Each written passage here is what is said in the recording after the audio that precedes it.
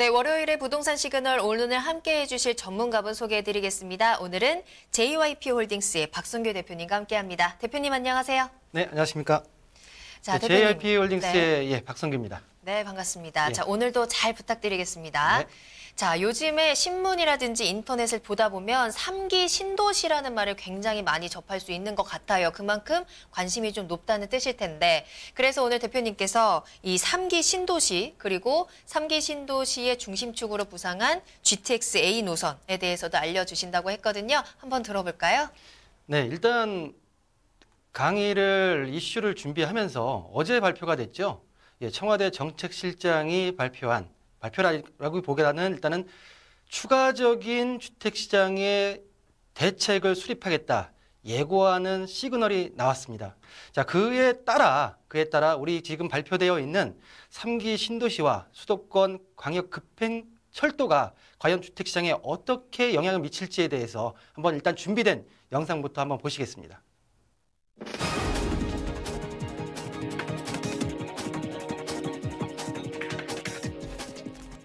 2018년 12월 19일 국토교통부는 3기 신도시로 경기도 4곳과 함께 소규모 택지 지역을 발표했습니다. 경기도 남양주 왕숙과 하남 교산, 과천, 인천 계양을 3기 신도시로 확정했는데요. 3기 신도시의 발표와 더불어 선정 지역의 입지 및 특성 등이 주목받으면서 투자자의 관심도 함께 고조되고 있습니다. 이번에 발표된 신도시 예정 지역들은 서울과의 접근성이 용이하다는 것이 특징으로 경기 남양주 왕숙, 하남 교산, 인천 계양 택지는 서울 경계로부터 2km 이내에 있으며 서울 간 거리가 10km 떨어진 2기 신도시와 비교하면 매우 가까운데요. 1, 2기 신도시 조성 등을 거치면서 봐왔던 교통 문제들이 이번 3기 신도시 성공에 핵심적인 역할을 할 것으로 보입니다. 정부는 수도권 3기 신도시 조성과 함께 수도권 광역교통 개선 방안을 발표했는데요. 신규 택지 개발과 더불어 만성적 교통난 해소를 위해 GTX AC 노선의 조기 착공과 신안산선의 조기 착공을 추진하기로 했습니다.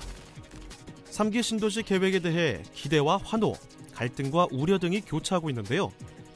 GTX 조기 착공에도 공을 들인 만큼 3기 신도시는 어떤 결과를 불러올지 관심이 집중되고 있습니다.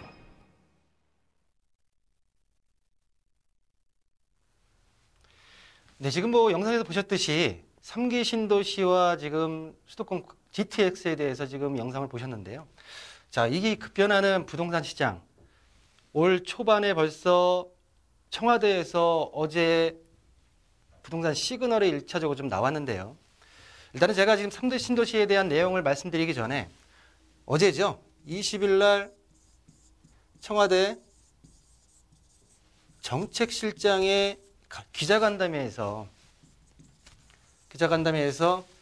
현재로서는 주택시장의 안정화는 됐다고 보지만 추가적인 상승 요인이 있다고 하게 되게 되면 추가 대책을 수립해서 예고하겠다 라고 하는 시그널을 보냈습니다. 지금 현 정부에서도 나름 10주 넘게 서울시 주택가격이 하락을 겪으면서 나름 정책의 효과성을 보고 있지만 그래도 추가적인 반등에 염려하는 나름대로의 고민 어린 답변이라 생각이 드는데요. 자, 근데 우리가 여기서 한번 보셔야 될 건 뭐냐면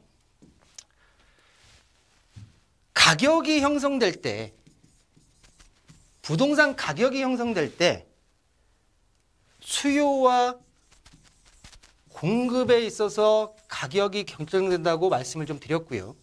자, 그렇다고 하게 되면 호황일 때 그리고 불황일 때 두 구애를 나눠서 봤을 때 호황을 우리가 지금 한참 가격대가 많이 뛰었던 2018년도 중반부터 9.13 대책 전까지의 호황을 보시고요. 불황은 현재 시점에서 불황을 봤을 때 수요 그렇다고 하게 되면 많은 제반적인 요소가 있겠지만 우리 시청자들이 쉽게 이해를 돕기 위해서 우리가 호황일 때 수요 측면에서 봤을 때 안 사는 사람들이 있었고요. 안 산다. 또 하나, 두 번째는 못 샀습니다. 못 산다. 이 측면을 본다고 하게 되게 되면 실질적으로 우리가 잠시 6개월 전만 돌아간다 하더라도 못 산다 쪽에 부분이 더 많지 않았나 라고 한번 잠시 생각을 해보고요. 현재 불황일 때 하락을 겪고 있는 주택이 하락을 겪고 있는 현 시점에서를 보게 되면 안 판다, 못 판다. 과연 어떤 유형이 더 많을까요?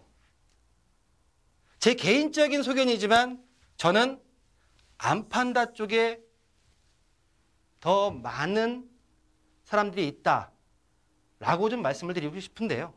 중요한 건 뭐냐면 이런 부분이 현재 부동산 시장에 있어서 먼저 첫 번째로 해결돼야 되는 부분이 아닌가라고 좀 말씀드리면서 결국 불황일 때 안 판다는 부분 자체가 뭐냐면 공급 감소로 가기 때문에 공급 정책인 3기 신도시가 나왔다 보고요.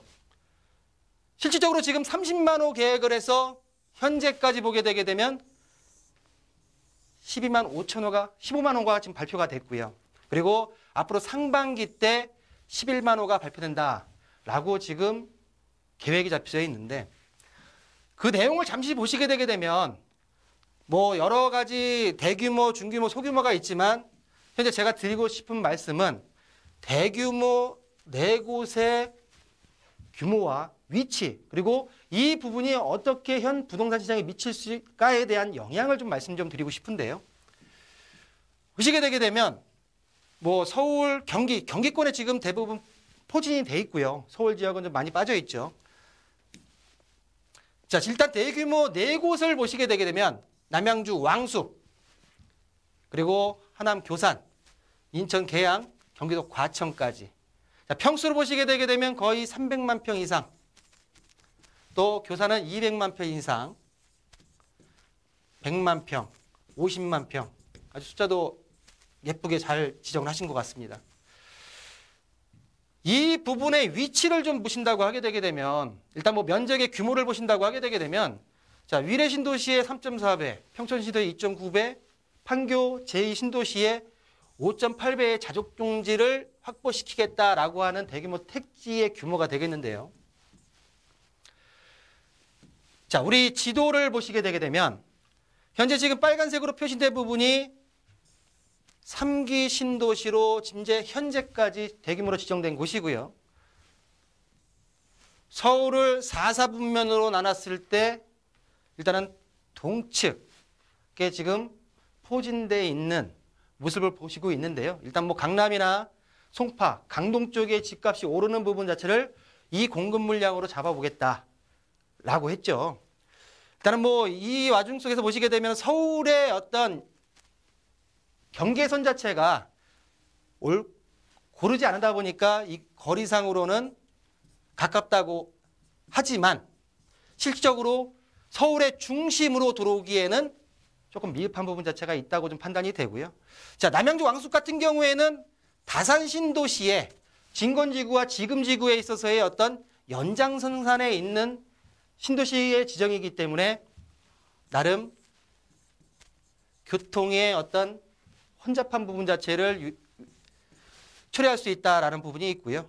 자, 하남 교산 같은 경우는 아쉬운 부분이 뭐가냐면 뭐 나름대로의 정책권자에 있어서 교산 부분 자체를 선택했겠지만 위쪽으로 간북 쪽으로 올라왔으면 좀 더 효과적이지 않았을까라는 말씀을 좀 드리고요. 자, 그래도 뭐 3기 신도시 지정에 있어서 과천 같은 경우에는 가장 관심을 갖고 있는 주암지구라고 말씀 좀 드릴 수 있는데요. 자, 보시게 되게 되면 2기 신도시에 있어서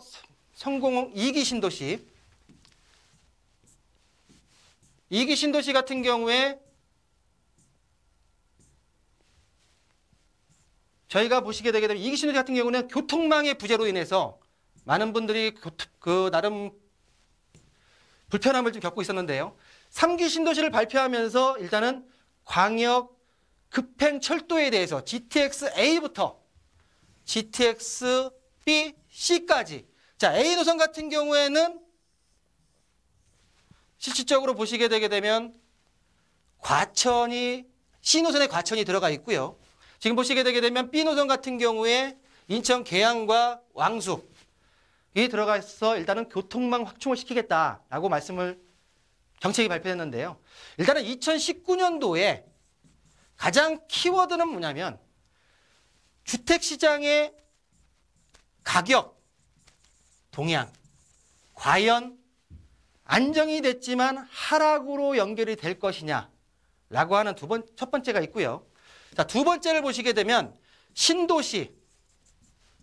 이 신도시의 공급 물량이 이 주택시장에 영향을 어떻게 미칠 것이냐. 앞으로 11만 가구에 있어서의 대책이 남아있지만 이 부분이 어떤 영향을 미칠 것이냐. 또한 이 신도시가 이루어지면서 토지 보상. 거의 이 신도시가 이루어진다고 하게 되면 25조 원 정도의 비용이 들어가는데 이 중에서 16조 원이 토지 보상금으로 풀리기 때문에 2020년도, 21년도에 과연 이 토지 보상금이 타 주택시장에 미치는 영향. 또 세 번째는 신도시를 만들면서 광역 교통망을 확충시키겠다. GTX. 이 GTX의 호재가 과연 어떻게 들어갈 것이냐가 가장 중요하다는 생각이 들고요. 자, 마지막으로 일단 GTX에 대해서 간단하게 살펴본다고 하게 되게 되면 GTX A 노선 같은 경우에는 운정 파주부터 지금 동탄까지 이어지는 GTX 노선이고요.